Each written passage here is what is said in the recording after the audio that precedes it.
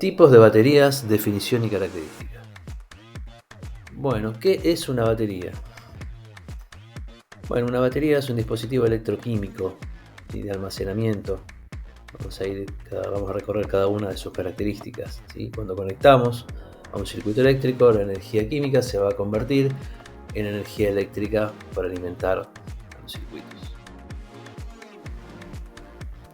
¿Cuáles son sus usos principales?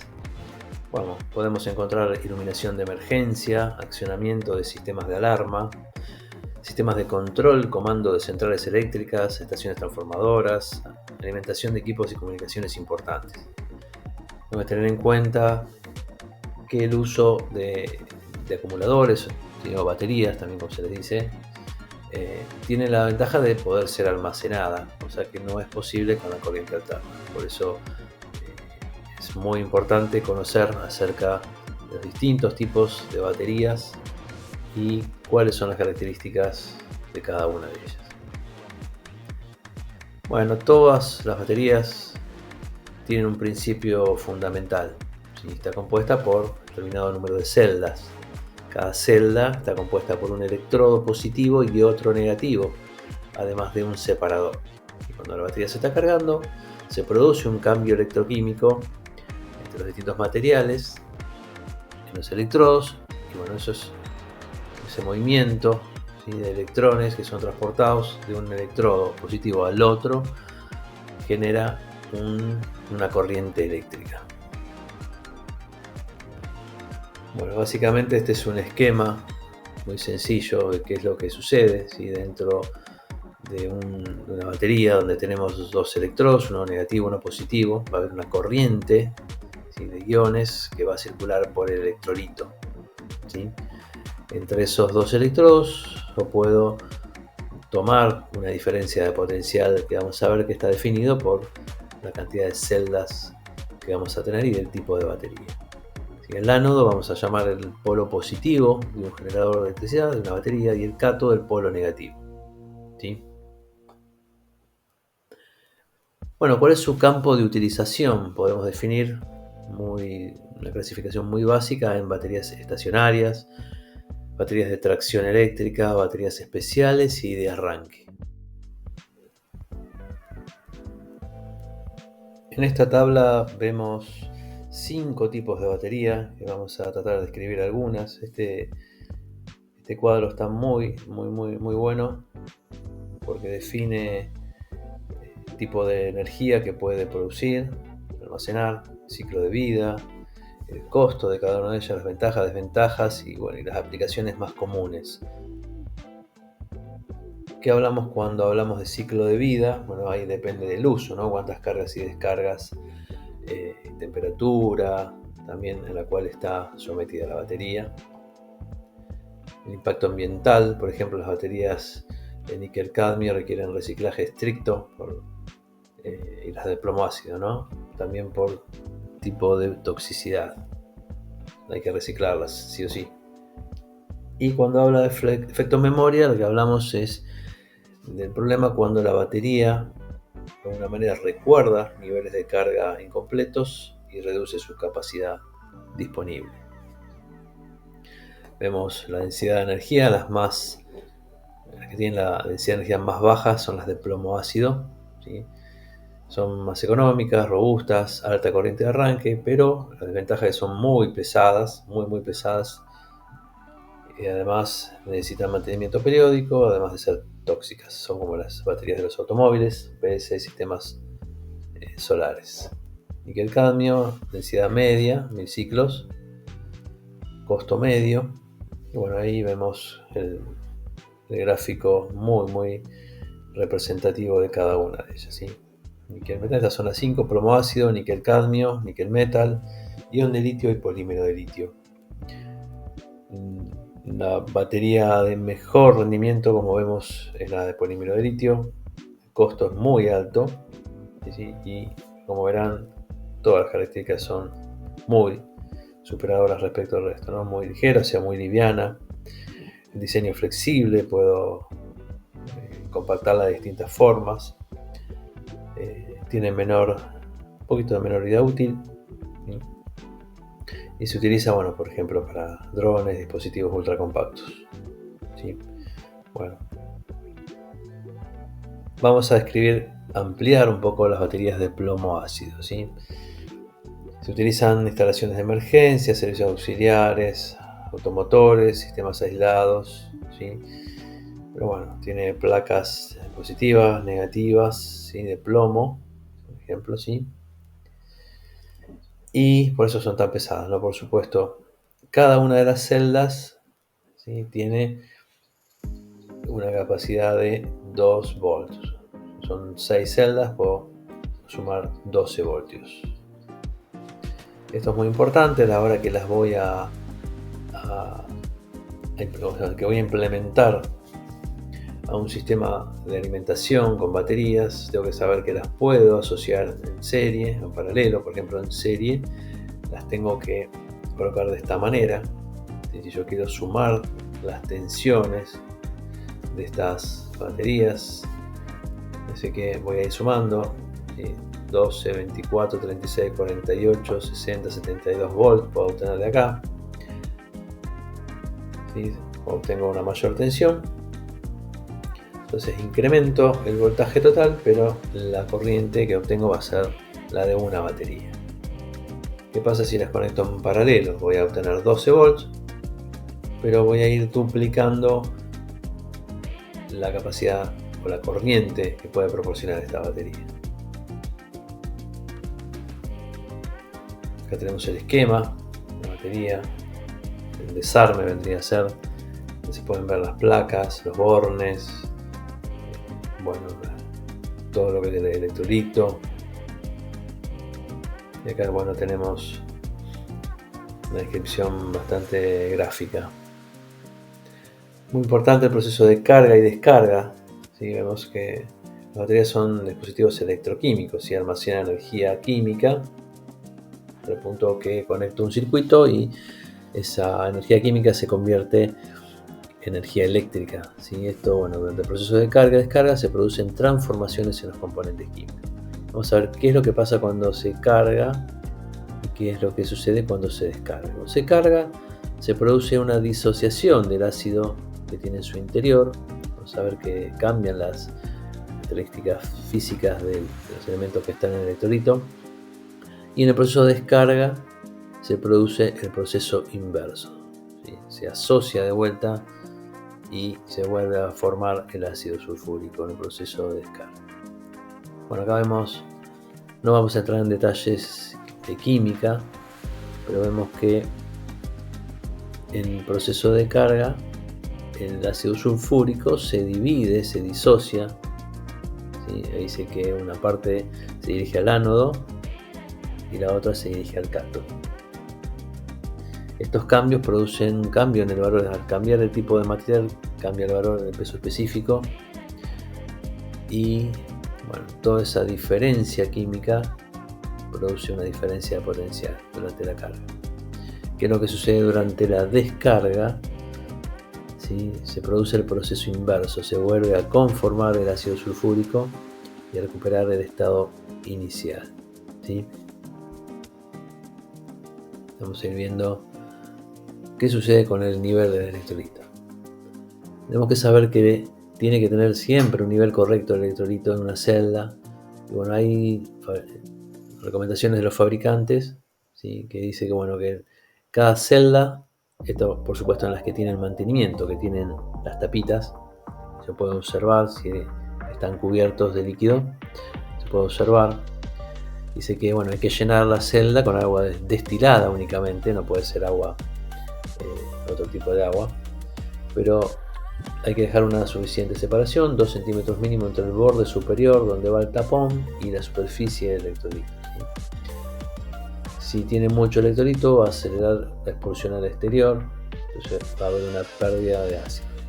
Recuerden que esto sube y baja durante el proceso de carga y descarga, porque va a cambiar el peso específico, el tipo de material. Entonces ese movimiento tengo que dejar espacio, no puedo llenar hasta el borde, ¿sí? Entonces, claro, al agregar agua destilada, la densidad cambia, de manera que es aconsejable dejar pasar un periodo de carga antes de volver a medir la densidad. Y esto, bueno, si tengo un elemento para medir la densidad. Bueno, capacidad de la batería. Es muy importante saber que hay parámetros de carga, capacidad C de un acumulador, ¿sí? La cantidad de electricidad que puede entregar y se expresa en ampere hora. Esto es un parámetro importante que nos dice cuántos amperes va a entregar en una hora. Este valor va a depender de la intensidad, de la duración, tensión de la descarga, la densidad de electrolito, temperatura y el estado de envejecimiento de la batería. Entonces, esto se llama capacidad nominal. Se indica por el fabricante y viene dada por la cantidad de electricidad que puede entregar en determinado tiempo. Por ejemplo, este ejemplo está bueno. Si la descarga dura 10 horas, se denominará C10. La intensidad nominal correspondiente se va a designar como I10. Bueno, cada acumulador puede tener, por supuesto, distintos valores de capacidad de descarga, según el tiempo especificado. ¿Sí? Por ejemplo, un acumulador determinado puede tener C5, C8, o sea, C5, 0,8, C10. ¿Cuál sería un plan de mantenimiento? ¿Sí? Medir la densidad, controlar el nivel de electrolito, si no, la batería no va a estar activa, descargar y cargar bimestralmente, verificar la tensión por cada celda trimestralmente. Bueno, esto es muy específico y ahí indica, bueno, cómo rellenar, cómo completar el nivel de ácido o el nivel de agua que esté faltando, ¿sí? Bueno, acá volvemos a los parámetros de carga, de la cantidad de electricidad que puede obtenerse. Por ejemplo, si la descarga dura 10 horas, se denominará C10. Acá vemos, si una celda tiene una capacidad de 80 ampere hora, quiere decir que será capaz de proporcionar ya sea una corriente de 10 amperes por 8 horas. O también, por supuesto, una corriente de 1 ampere durante 80 horas. Cualquier otra combinación, cuyo producto de corriente por tiempo nos produzca el resultado de 80 amperes hora. Si las baterías se descargan en menos tiempo, la capacidad disminuye, y si las baterías se descargan en mayor tiempo, la capacidad aumenta. Bueno, ¿qué es lo que se mide? ¿Qué es lo que se observa en las baterías? Por ejemplo, la eficiencia de carga. Es la relación entre la energía empleada para cargar la batería y la realmente almacenada. ¿Sí? Autodescarga es el proceso, bueno, el cual el acumulador, cuando no está en uso, tiende a descargarse. ¿Sí? Esto viene especificado por el fabricante. Si yo no la uso, la guardo, hay un porcentaje de autodescarga de la batería a medida que pasa el tiempo. ¿Qué es la profundidad de descarga? También otro parámetro importante, ¿sí? Es cuánto yo la puedo descargar. ¿Sí? Por ejemplo, si tenemos una batería de 100 ampere hora y le sometemos una descarga de 20 ampere hora, esto representa una profundidad de descarga del 20%. A partir de la profundidad de descarga podemos encontrarnos con descargas superficiales de menos del 20% o profundas hasta el 80%. Esto puede ser, se puede relacionar con ciclos diarios y anuales. Bueno, entonces lo que hay que saber es que cuanto menos profundos sean los ciclos de carga-descarga, mayor será la duración de la batería. ¿Sí? Y bueno, hay que evitar que se descargue totalmente porque eso puede quedar dañado seriamente las placas. Bueno, este es otro tipo de batería, níquel-cadmio o alcalinas. ¿Sí? También se las denomina níquel-cadmio.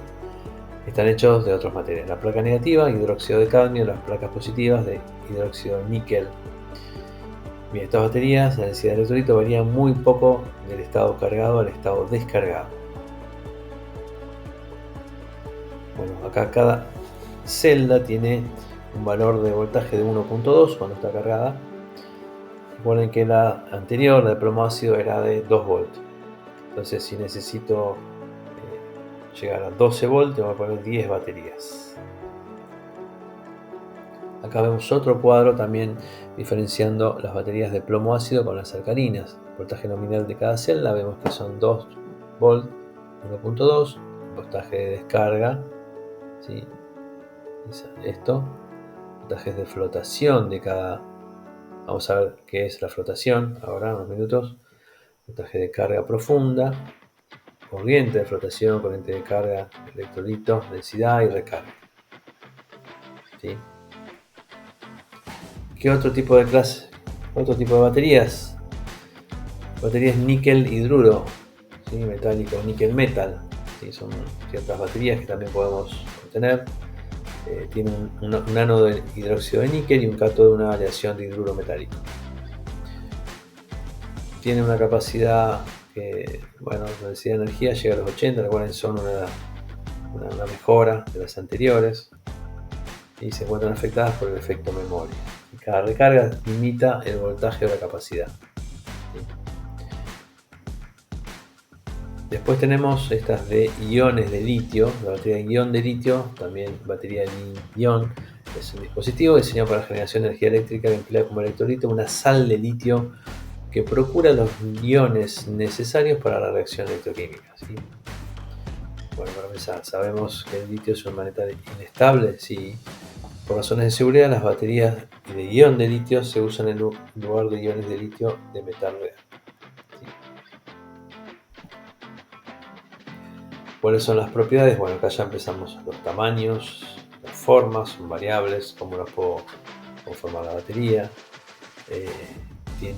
Son livianos, gran capacidad de energía, resistencia a la descarga, ausencia de efecto memoria, ¿sí? Y bueno, tiene gran capacidad de cantidad de ciclos de regeneración. Esto empezamos ya en los años 90. ¿Sí? Bueno, estos permiten muchas formas, ¿sí? de construcción. La flexibilidad del tamaño y la forma es amplio. ¿Cómo se mantienen? Bueno, son las baterías que todo teléfono hoy moderno tiene, con poco espacio, buena capacidad, no sufre efecto memoria. Algunas recomendaciones es que es recomendable que la batería tenga algo menos del 50% de su carga antes de ser cargada. No sufre efecto memoria, pero es una recomendación que puede alargar su vida. Bueno, se recomienda que no se descargue por completo, ¿sí? Y bueno, acá tenemos otra que es la más avanzada, baterías de polímero de litio. Son una variación de las anteriores, características muy similares, permiten una mayor densidad de energía, así como una tasa de descarga bastante superior. Estas son las del costo más elevado, las más flexibles, las que mejor o mayor cantidad de energía pueden suministrar. Bueno, tema cargadores. ¿Cómo cargar estas baterías? ¿Sí? Es muy importante el cargador que vamos a utilizar para el buen funcionamiento y que tenga durabilidad, ¿sí? Algunas recomendaciones. Bueno, vamos a ver las fases de carga y descarga ¿cómo es la fase, de carga de una batería de plomo ácido? Bueno, podemos definir que la mejor forma de cargar una batería de plomo ácido es si se cumplen estos 4 pasos, ¿sí? Como lo que es de carga constante, de corriente constante, que dice que bueno, la batería la vamos a cargar rápidamente, está en azul el voltaje, ¿sí? Lograr una carga, ¿sí?